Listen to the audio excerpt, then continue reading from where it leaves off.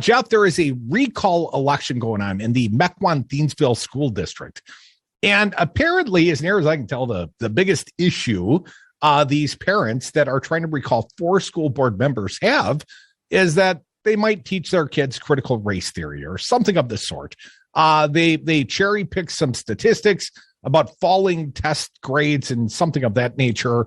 But ultimately, this seems to come down to some sort of a political battle. And we know that Rebecca Clayfish, in fact, on her campaign staff, Rebecca Clayfish, a Republican gubernatorial candidate here, sort of running as a full Trumpster, part of her campaign is a woman who apparently is one of the recall candidates.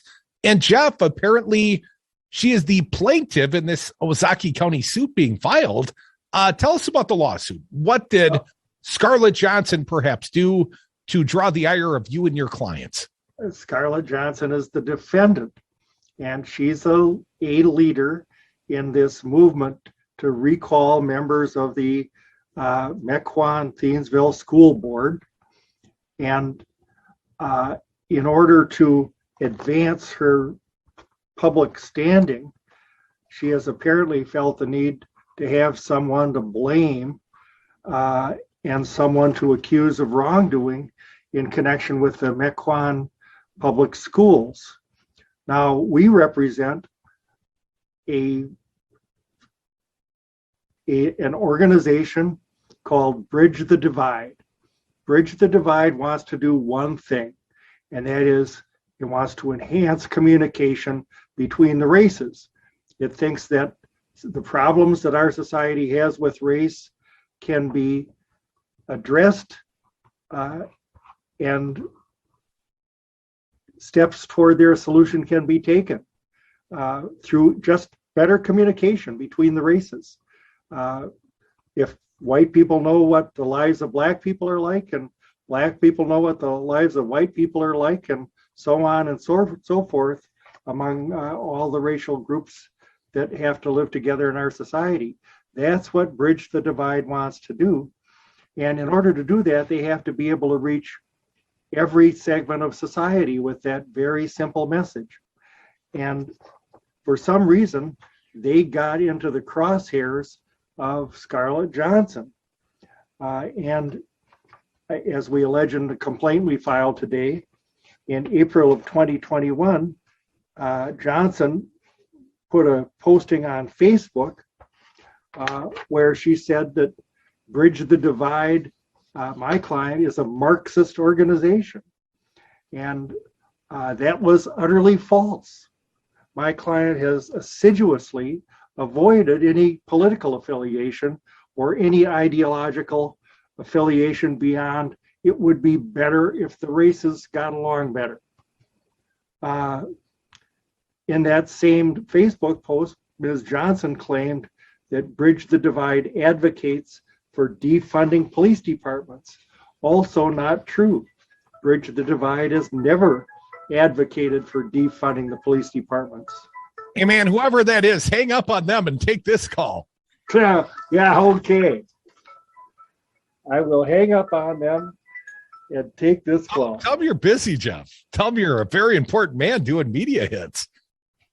Jeff Scott Olson, a fine attorney, friend of ours, talking about a lawsuit filed in Ozaukee County.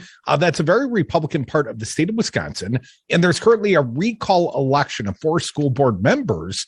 And as fate would have it, one of the recall candidates, a Scarlett Johnson, has put your clients, Bridge the Divide, in her crosshairs and has made some statements about them. Jeff, let me ask you. Can a organization be deemed a public figure, much like, if I talk trash about former Governor Scott Walker, say mean stuff about him? Well, my defense could be whether or not it's true, he's a public figure, and I can defend myself in some way, shape, or form. Where does that cross a line? Where's the line, and when does that bring you into the Ozaukee County Court? Obviously, you think this Scarlett Johnson crossed the line, or your client must, or they wouldn't have hired you. When a defamation plaintiff, like Bridge the Divide, is a public figure, they have a harder burden of proof in a defamation case. if we are a public figure, if Bridge the Divide is a public figure, its burden of proof in a defamation case is to prove that Scarlett Johnson acted with actual malice, as that term is defined by the U.S. Supreme Court in the seminal case of New York Times versus Sullivan, a case that goes back to the civil rights era. And actual malice, as construed by the Supreme Court in that case, means either that the speaker of the false statement knew it was false or acted with reckless disregard as to whether it was true or false. And we've set forth in our complaint that Ms. Johnson had to have acted with reckless disregard as to whether her statements were true or false, because she has no sources for anything that she says about Bridge the Divide, except sometimes apparently confusing it with another organization called Break the Silence in the Burbs. And she has gone on to say other false and damaging things. Now, was this entirely on Facebook, Jeff? I understand they've been making the media rounds. They've been going on righty talk radio quite a bit. Do any of your plaintiff, any of your clients' allegations include statements made outside of written statements, perhaps on Facebook? Yes. We have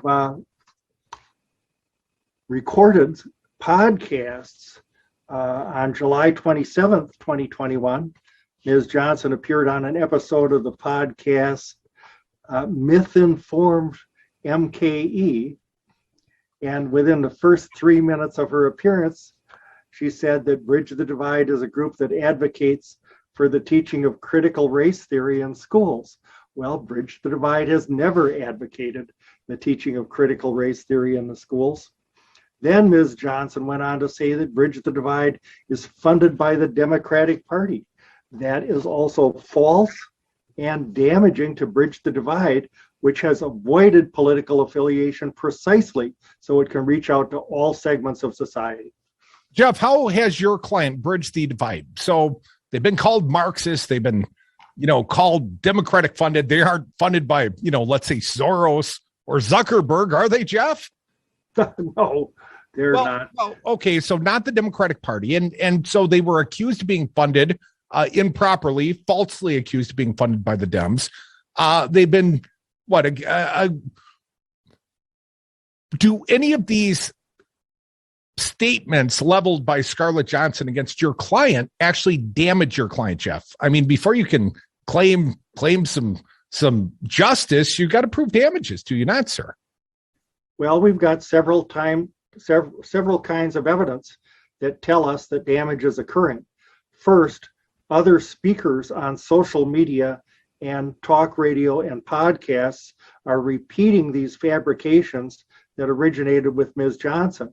So if people are repeating them, we assume that at least those repeating speakers are believing them, and they think less of our client. And attendance at some of our clients' events has gone down from what it was before these statements began to be circulated. So our client really believes that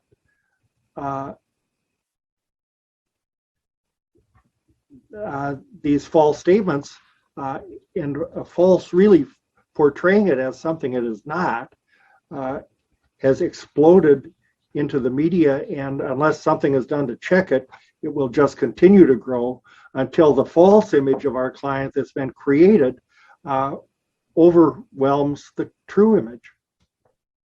Folks, you're listening to the Devil's Advocates Radio Show. We got a fine guest live via Zoom. He is attorney Jeff Scott Olson. I know Jeff well. He's a friend of ours. He currently represents plaintiff client Bridge the Divide in their lawsuit against a candidate for the Mequon-Thiensville, I guess it's school board recall. Scarlett Johnson is the name of the defendant in this action.